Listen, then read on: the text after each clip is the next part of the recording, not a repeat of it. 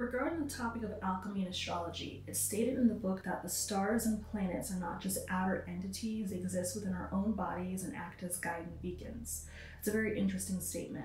How would one apply that concept of spiritual science to one's decision making and self ownership?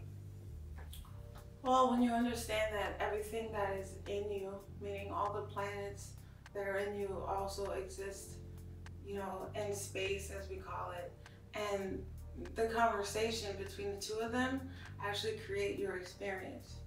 So the way you decide to hold a conversation, the way you decide to interact with your environment and your own internal process, meaning your thoughts becomes actions, and those actions create your experience. So the more you work positively with your thoughts, the more the conversation is pleasant with the planets that exist outside of you, and the more beautiful your environment will feel. And it won't matter whether you're in the ghetto, whether you're in South Sudan, or whether you're in rural America. It's all about how you feel and whether you're reaching the goals and experiencing the positive aspects of life that you are seeking. You touch upon the paradoxical condition of the human experience as it relates to the balancing nature of one's conscious and subconscious desire of self with social and cultural realities that satisfy the ego. What is the necessary approach that one should take to successfully achieve this balance?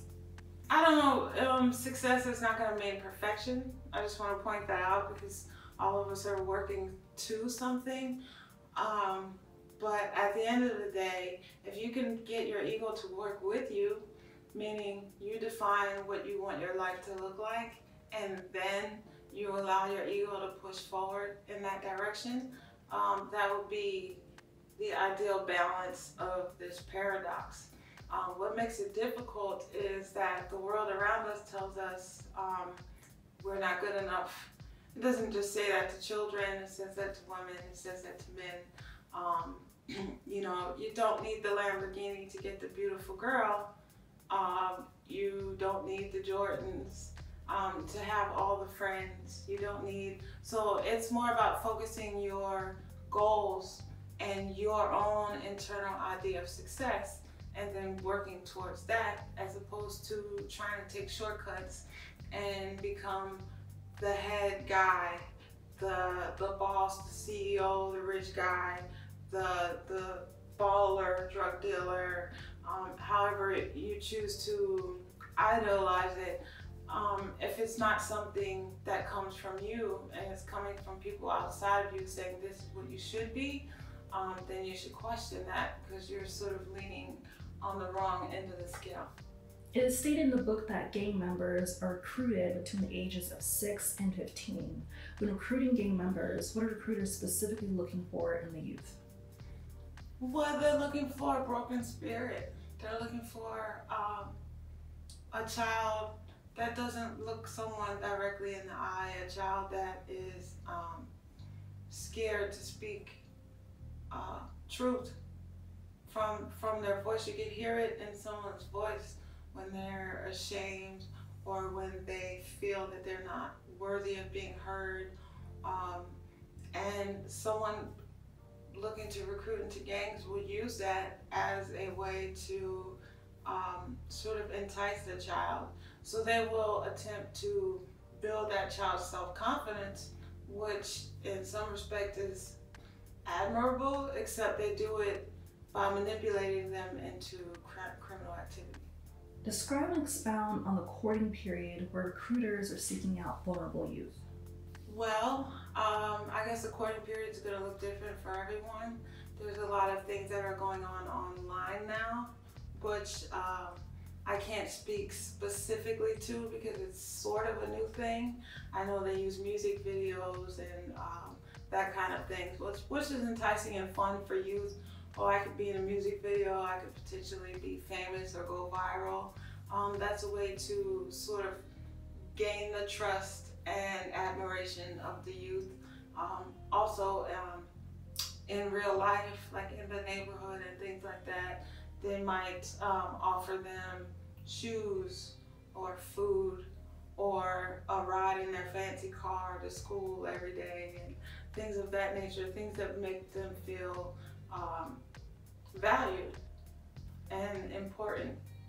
In the book, you outline 3 coping strategies for vulnerable individuals and their caretakers to deal with: safely exiting gang life, taking responsibility for shameful actions, and finding appropriate brotherhood settings. Can you delve a little deeper into that?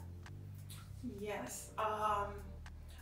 Finding appropriate brotherhood settings, it could relate to finding people who were formerly gang members, or it could relate to finding people who are into whatever new creative endeavors that the person getting out of the gang is interested in, whether that's some work initiative or whether that's wanting to do music or poetry or what have you.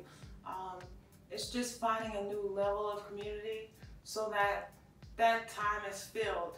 So when former gang members are coming around or asking you to be a part of their association in some way, you have better things to do. It's really that simple. As far as alleviating shame, all you can do is move forward. And shame is sort of something that we place on ourselves. And the more that a gang member chooses things that they're proud of, takes actions and makes choices that they're proud of, the less the shame will be heavy on their head, and eventually it will just fade to the back, because actually it's already in the back, it's in the past, and it's not something you can fix.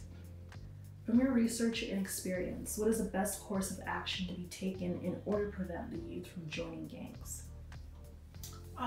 The best way to prevent the youth from joining gangs, or making any criminal choices for that matter, is to instill in them a certain self-respect, a deep love of self, and a deep understanding of how to make oneself happy that is not dependent on their environment.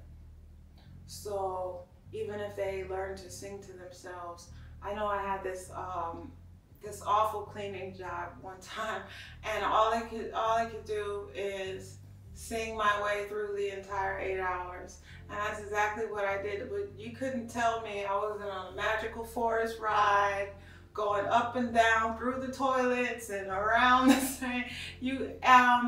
I was happy. I was completely happy, and when I interacted with people around me, that's what was reflected, because that's what was going on inside of me.